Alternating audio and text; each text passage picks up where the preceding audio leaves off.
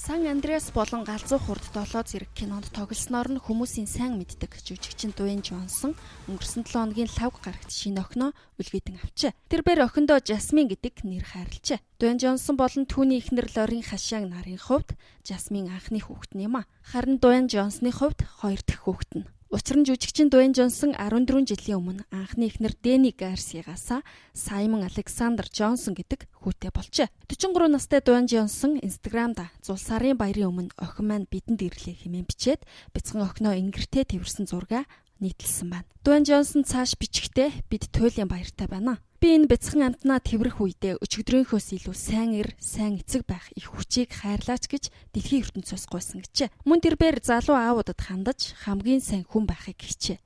Энэ зорилго чамайг хизээч буруу тийш нь жолоодохгүй. Надад итэг хэмээгээд эхнэрийнхээ охиноо төрүүлэх бүх үйл явцыг харж бүхий л өвдөлт амьсгалахыг нь мэдэрч хүйг нь тасалж эхнэрийнхээ нулимсыг арчсан. Энэ бүхэн надад эмгтэй хүний хүч болоод гоо үсгэлэнгийн талаар шинэ ухаарлыг өгсөн хэмээн бичсэн байна. Алдарч жүжигчин ийхүү 40 наснда жинхэнэ сайн эцэг байна гэдгээ амлаж залуучуудыг ч сайн эцэг байхыг уриаллаа.